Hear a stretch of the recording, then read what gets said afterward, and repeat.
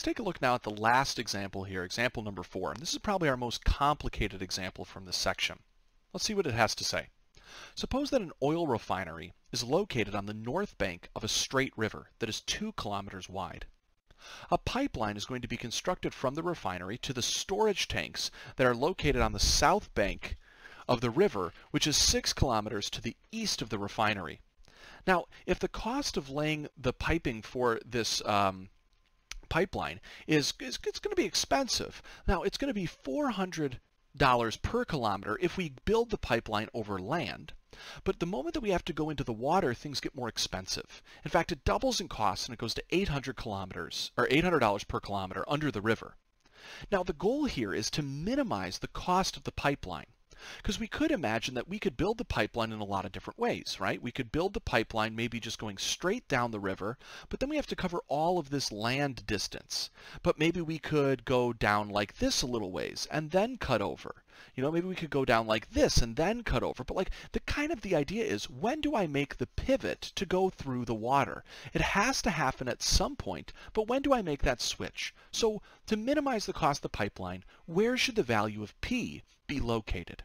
And then I want to know what is ultimately going to be the minimum cost for this pipeline. So I should notice here that I have 2 questions that I need to answer. Where should P be located, and what's the minimum cost? Now, this is a rather complex scenario, and typically if I give you a really complex scenario to work with, I'll probably give you a nice picture, so that way you don't have to worry about constructing it and understanding the scenario at the same time. But we do still have to go through here and label some things in the picture. So let's start with some interesting information. First, we know that the river itself is 2 kilometers wide. Now, I'm going to go ahead here and actually note that I'm going to mark this right here. This is a value of 2. Now, I can see here then that this value right here, kind of like how far it is from the pipeline where it's going to start to cross over into the water, over to the storage tanks. Let's just call that a mystery distance. I don't know how long that is.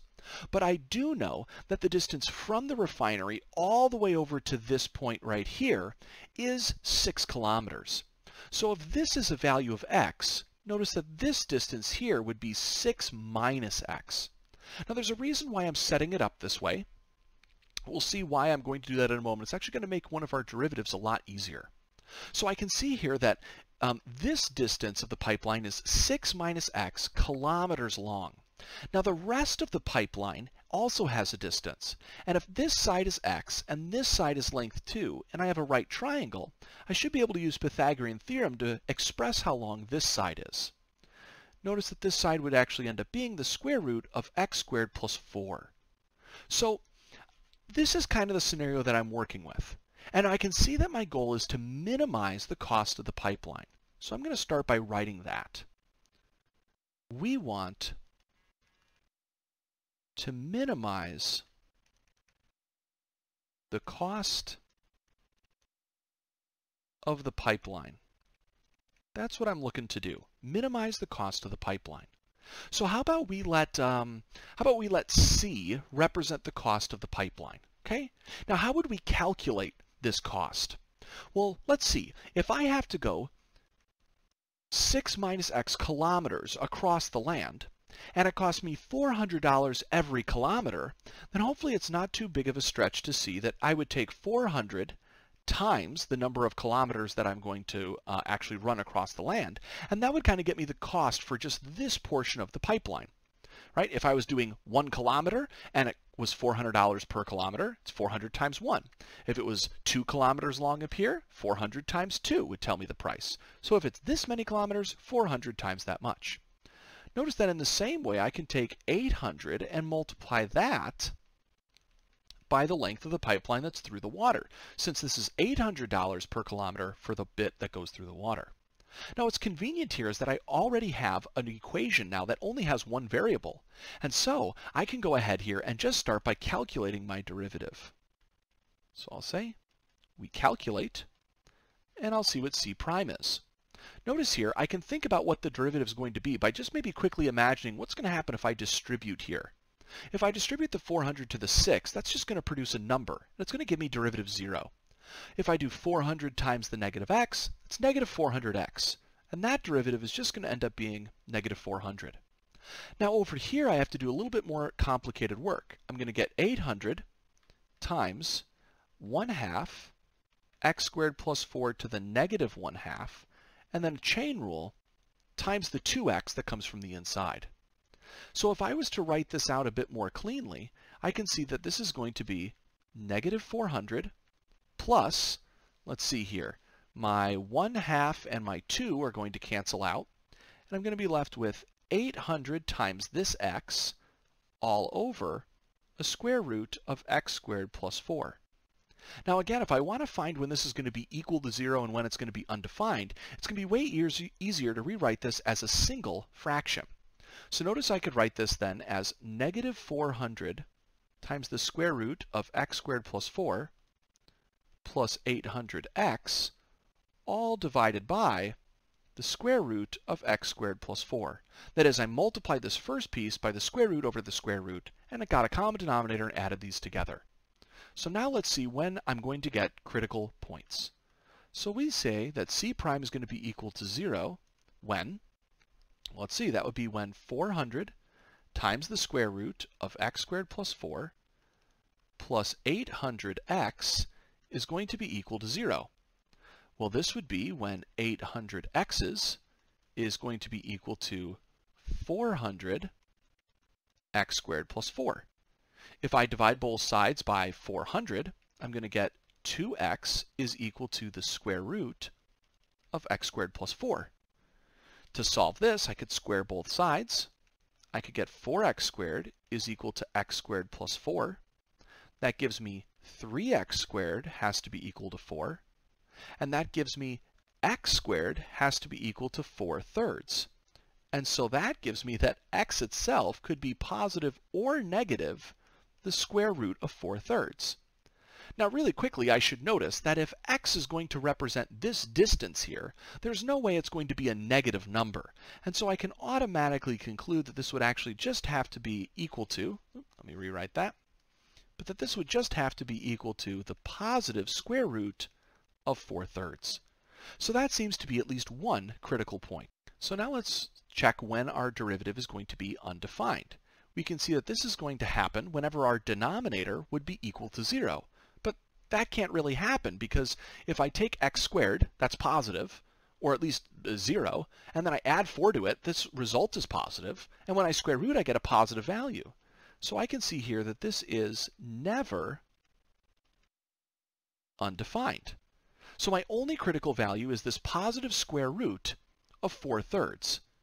Okay, so I could go ahead and start to try to figure out roughly what this is, or if this corresponds to a maximum or a minimum value. So I'm going to go here and take a look at what is the square root of 4/3. Now I know here that this is a value of x, but I'm looking for what c prime would generate if I pick something bigger or smaller than this value. Well, one thing that I could notice is that this would be a lot easier if I was going to be able to approximate what the value of the square root of 4/3 actually would be. Now, if you were to use a calculator, you could actually see that this is going to be roughly the value of about 1.15. So I can easily test some values now that are bigger or smaller than it. So if I test a value that's bigger, say like the value of 2, notice what happens if I plug this into my derivative. Actually, instead of using a value of 2, maybe I should use, well, no, I guess 2 works out okay. Let's see what we end up with here. I'm going to get negative 400 times the square root of, let's see, this is going to be square root of 4 plus 4, square root of 8. And so I'm going to want to ask the question, is negative 400 times the square root of 8, what does that look like when I do plus 800 times the value of 2? Well, if you were to crunch that out and just test this, you should be able to see that this produces then a positive value in the numerator and certainly a positive value in the denominator. In the same way, if I was to go ahead and actually test a value that's smaller than this, say like a value of 1, notice here that if I did a value of 1, this would be the square root of 5, which is a little bit bigger than 2, multiplied by negative 400, and then the value of 800 times 1 would just be 800. So ultimately, if you check that, I'm going to get the numerator there is going to be a negative value, and so this is actually going to correspond to an absolute minimum value. So this is great news. I found an absolute minimum value, but I haven't really answered the question. but I'll write out my conclusion, or at least my first part of my conclusion, in the following way. So I'll say if x is equal to the square root of 4/3, then the cost is minimized. But let's see what the two questions were that we needed to address. We wanted to minimize the cost of the pipeline, and we wanted to minimize the cost of the pipeline, but we really want to know, where should P be located? That is, how far away from the refinery? Oh, well, apparently P should be located 6 minus the value of x away from the refinery. So we could say P should be located 6 minus the square root of 4/3 kilometers, which is roughly, if you check this with a calculator, about 4.85 kilometers east of the refinery. Great. The second question that we were asked to address here is, what actually is the minimum cost of the pipeline? Well, fortunately, we already have a formula here that computes exactly what the cost would be if we have the value of x determined. So all I have to do is say that the minimum cost is, go to the function of c and plug in my value of x. And if I was to compute all that using a calculator, I could end up with a value of 3785.64. And that's, of course, a number of dollars. So the cheapest pipeline would be roughly $3,785.64. So this is another great example where I can see that these are actually things that companies might actually be interested in doing, where they can take ideas of calculus and then say, all right, I need to do this as efficiently and as cheaply as possible. So how much money could I have possibly saved here? Wow, well, by going in with the cheapest cost, I might have cut thousands of dollars off of this. And you could see maybe what the cost would have looked like had we positioned P in other locations. Like, had we positioned P all the way over here? That is, what if we made x equal to the value of 0? How much more expensive would the pipeline have been? Well, I'll leave it to you to go ahead and tinker around with those, but hopefully this gives you a good sense of how to tackle even really complicated scenarios like example number 4. I do believe that this is probably one of the most complicated types of optimization questions that we could ever come across. But if you're looking for more examples to practice with, by all means, go ahead and take a look at the worksheet associated with this section. There'll be lots more questions in there to try to practice with. And of course, if you're having any concerns with this topic, please, by all means, let me know.